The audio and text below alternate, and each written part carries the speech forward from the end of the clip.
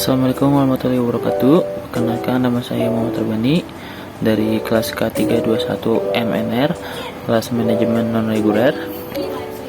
Yang pertama, yang terhormat kepada Bapak Rizky Purwanto SHMH selaku dosen pengampu mata kuliah manajemen hubungan industri, dan yang saya hormati juga kepada teman-teman sekalian yang menyaksikan video ini.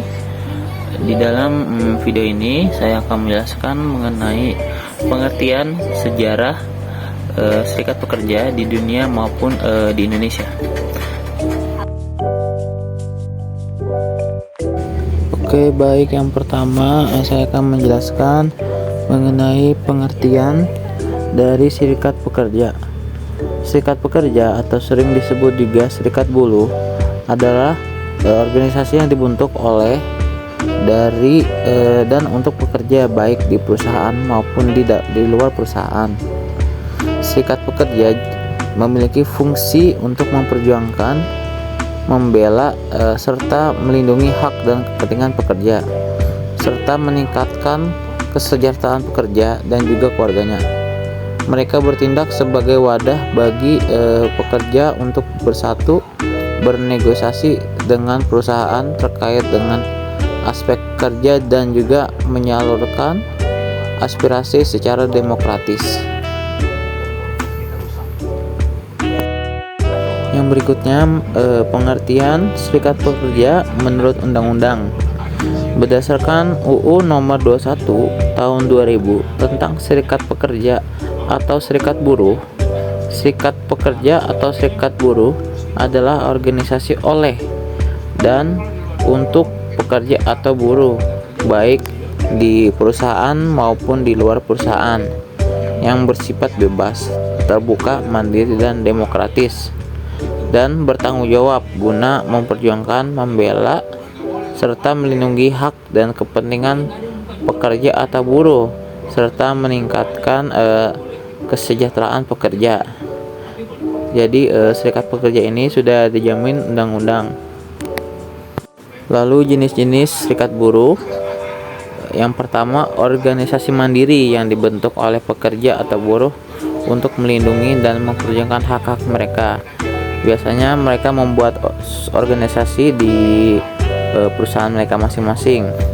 Lalu federasi serikat pekerja atau buruh, gabungan beberapa serikat pekerja dan buruh. Biasanya ini di tingkat beberapa gabungan antara beberapa perusahaan lalu membentuk sebuah federasi. Lalu yang ketiga, konfederasi serikat pekerja atau buruh. Jadi dari beberapa federasi mereka membentuk lagi konfederasi dengan gabungan atau federasi serikat pekerja yang bersifat skalanya nasional. Yang berikutnya, sejarah serikat pekerja di dunia. Sejarah serikat pekerja di dunia dimulai pada abad ke-19 di Inggris dan Amerika Serikat. Serikat pekerja di dunia bertujuan untuk memperjuangkan hak-hak pekerja seperti hak untuk bekerja dalam kondisi yang aman dan sehat, hak untuk mendapatkan upah yang layak, dan hak untuk mendapatkan jaminan sosial. Serikat pekerja di dunia juga memiliki peran penting dalam menciptakan hubungan industrial yang harmonis antara pekerja dan pengusaha. Beberapa serikat pekerja di dunia, organisasinya adalah American Federation of Labor atau AFL, Congress of Industrial Organization atau CIO, Trade Union Congress atau CUT di Inggris, Confederation of Trade Union CTU di Australia, dan Confederation of Free Trade Unions atau CVTU di Eropa. Serikat pekerja di dunia memiliki peran penting dalam menciptakan perundang-undangan yang melindungi hak-hak pekerja seperti Konvensi Internasional tentang Hak Asasi Manusia atau ILO dan Konvensi Internasional tentang Hak Buruh atau ILO. Serikat pekerja di dunia juga memiliki peran dalam mengembangkan sistem jaminan sosial seperti sistem penggajian dan pengelolaan kesehatan, sistem pengelolaan pensiun, dan sistem pengelolaan hibah. Sejarah Serikat Pekerja Indonesia dimulai pada zaman kolonial ketika buruh diidentifikasi sebagai kelompok pekerja, kuli dan tukang yang bekerja di perkebunan, pabrik, dan tambang. Pada tahun 1912 terbentuklah organisasi buruh pertama di Indonesia, yaitu Serikat Buruh Kereta Api atau SBKA. Selanjutnya pada tahun 1921 terbentuklah Serikat Buruh Tani Indonesia atau SBTI yang bertujuan untuk memperjuangkan hak-hak buruh tani.